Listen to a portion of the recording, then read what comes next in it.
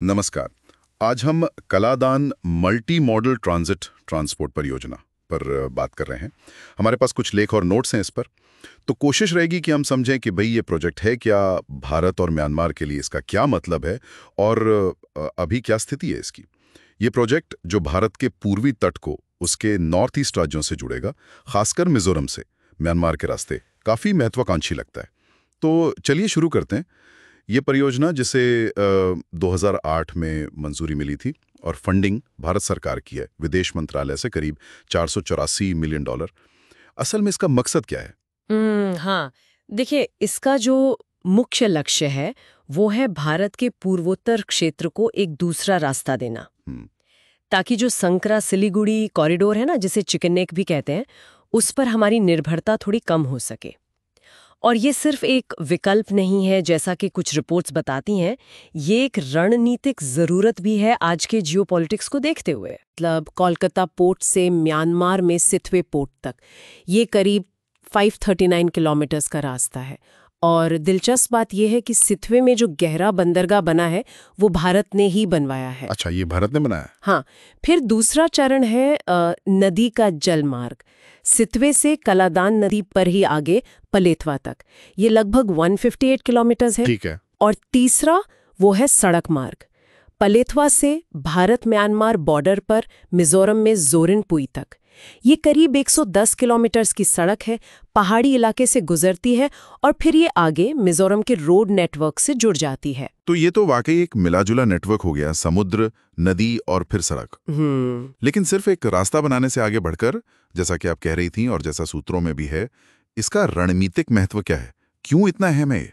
हाँ, इसके कई पहलू हैं। एक तो जैसा मैंने कहा है, चिकन नेक पे निर्भरता कम करना, वो सबसे सीधा फायदा है। दूसरा, पूर्वोत्तर राज्यों के लिए व्यापार और आर्थिक विकास को बहुत बड़ा प्रोत्साहन मिलेगा। माल ढुलाई सस्ती और तेज हो जाएगी। हाँ, लॉजिस्टिक्स सुधरेंगे। बिल्कुल। तीसरा, ये भारत की जो एक्ट ईस्ट पॉलिसी है, मतलब पूर्व और दक्षिण पूर्व एशिया के साथ जुड़ाव बढ़ाने की नीति, उसको ये मजबूती देता है। और हाँ, कुछ जानकार ये भी कहते हैं, और ये महत्वपूर्ण है, कि इसे म्यांमार और उस पूरे क्षेत्र में चीन के बढ़ते प्रभाव को संतुलित करने के एक तरीके के तौर पर भी देखा जा रहा है। अच्छा, तो ये सिर्फ इकोनॉमिक्स नहीं है, स्ट्रैटेजी भी है। हाँ बिल्कुल, ये सिर्फ एक आर्थिक गलियारा नहीं है, ये रणनीतिक पहुंच का भी एक अहम जरिया है। लेकिन इतनी बड़ी परियोजना दो देशों के बीच, और वो भी इतने मुश्किल इलाके में, जाहिर है चुनौतियां तो आई होंगी। स्रोत क्या बताते हैं, क्या बड़ी रुकावटें रहीं? हाँ बिल्कुल, चुनौतियां तो बहुत गंभीर रही हैं। एक तो म्यांमार के रखाइन और चिन राज्यों का जो इलाका है वो बहुत दुर्गम है, पहाड़ी है, और वहाँ इंफ्रास्ट्रक्चर भी पहले से काफी कमजोर था। हाँ, वो तो है। फिर उन इलाकों में जो विद्रोही गतिविधियां चलती रहती हैं, उससे सुरक्षा की चिंताएं बनी रहीं और काम में काफी रुकावटें भी आईं।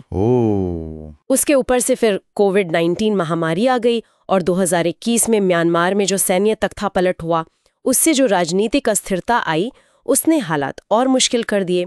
इन सब वजहों से खासतौर पर वो जो पलेतवा से जोरिनपुई वाला सड़क का हिस्सा है ना, उसका काम बहुत धीमा रहा है। तो इन सब रुकावटों को देखते हुए आज की क्या स्थिति है?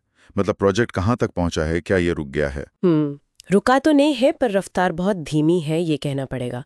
सितवे बंदरगाह और जो नदी वाला जलमार्ग है, उसका काम तो ज्यादातर पूरा हो गया है, ऐसा बताया जा रहा है। अच्छा, वो हिस्सा हो गया। हाँ, वो काफी हद तक तैयार है, लेकिन म्यांमार में जो सड़क वाला हिस्सा है वो अभी भी बन रहा है, और जैसा हमने बात की, प्रगति बहुत धीमी है।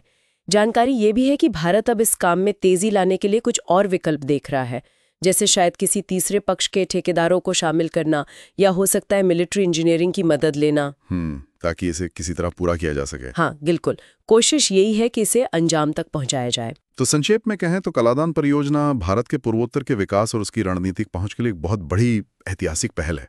लेकिन दूसरी तरफ इसे जमीनी हकीकत, राजनीतिक अस्थिरता और भौगोलिक बाधाओं की वजह से काफी ज्यादा देरी का सामना करना पड़ा है।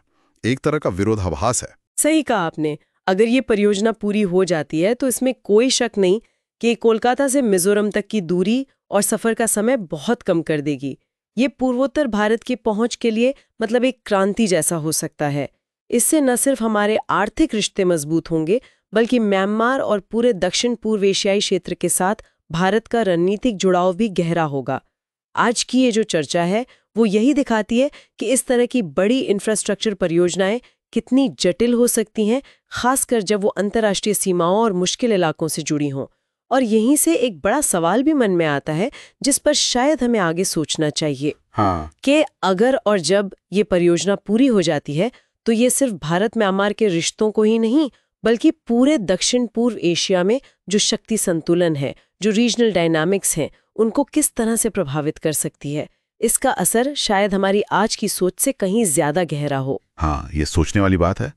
इस पर आगे नजर रखनी होगी।